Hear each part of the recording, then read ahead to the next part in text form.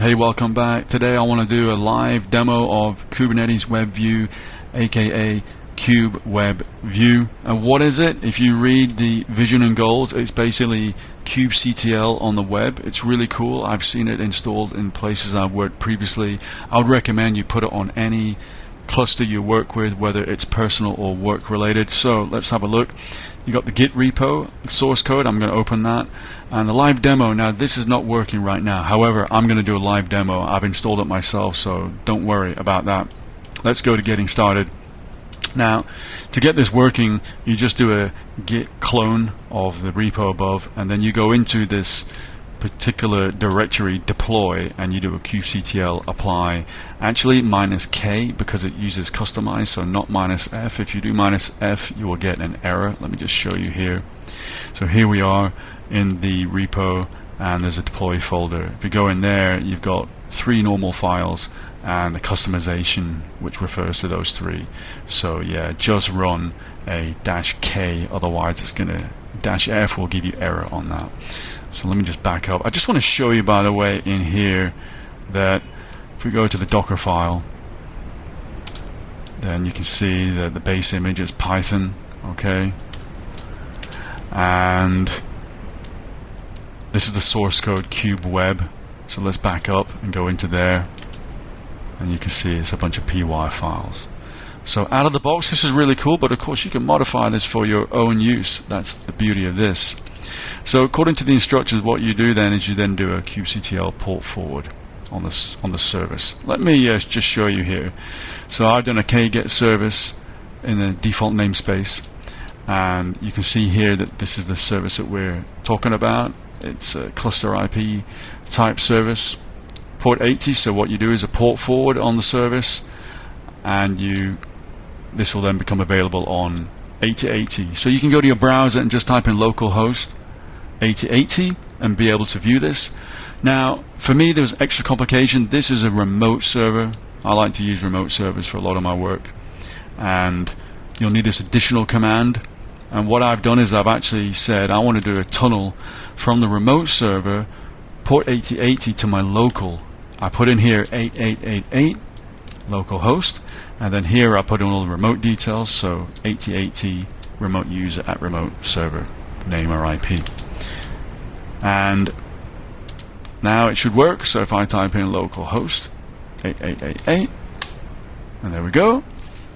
And this is pretty typical. So it starts off with some cluster information, and you can see here all of the namespaces that are on the cluster. These are just sample apps. I don't have much on here. I installed a couple of sample apps, Books app and Emojivoto. These are free sample apps from a vendor called Linkerd. And cluster resource types, and anything that's got a blue hyperlink, that is blue, is a hyperlink. So for example, if I click on Emojivoto namespace, you can see we're now in the namespace, and there's we can get to the resources from here. So look at the left hand side, for example, I can look at the deployments, and I can see here that there are 4 deployments here, each with only 1 pod. So there's a web service, a voting service, a vote bot, emoji, etc. Let's look at web. I click on that, and this is pretty typical for any resource. You usually get some spec info like this, status. Look at that. You can see the pods on the pod underneath. It's only a single pod. Let's drill down.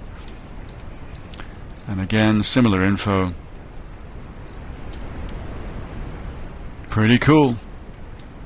And on the pod, and also typically you can look at the YAML like that with the line numbers, which again is super good. And it's all the same like kubectl, but just on the web. And also logs. Now this is by default container logs are disabled, but it's really easy to enable. Just use this switch. If I were to look at, for example, go back to deployments, click on another one, and you'll see if I scroll down, if I go to logs, oops, sorry, that's container logs again, but it will show the events at the bottom. But in this case, no events found. Let's go somewhere else, namespaces. Let's look at kubesystem and show the objects in this namespace. So, interesting stuff. Let's have a look at, I don't know, metrics server.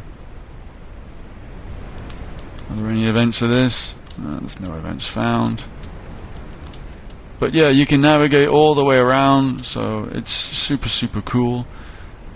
This is just one cluster. You can search across everything. So yeah, I think this is a really amazing tool. And the beauty is that this, out of the box, it's useful, but you can also customize it for your own needs. And who would use this? DevOps engineers wouldn't use this day in, day out. You'd be using kubectl instead. However, you may have developers that may or may not have kubectl access, but in any case, they're probably going to prefer to use this if they're not familiar with kubectl. It's much easier for them, especially if you have this installed not only in production but on non-production servers, and they can immediately go to their particular application that they're responsible for. They can drill down to the resources, they can look at the logs, etc., etc., etc. So this is super good for them from a read-only perspective. And even management may have access to this in your organization, but definitely for developers, I think it's super useful. Look, config maps, they'll be setting this. So yeah, I think it's really cool. And as I say, you can just freely modify this in whichever way you want and learn a lot. I was looking at some of these, and this is not a library that I was familiar with before, PyKube, but I imagine it's also using the Python Kubernetes client, Kubernetes library. But yeah, PyKube I was not familiar with. So again, super useful. So I hope you've enjoyed this little whirlwind tour around kube-web-view. I would recommend that you install it on any cluster that you get your hands on. This is my view, and yeah, hope you enjoyed it. I'll see you again soon. Take care. Bye bye.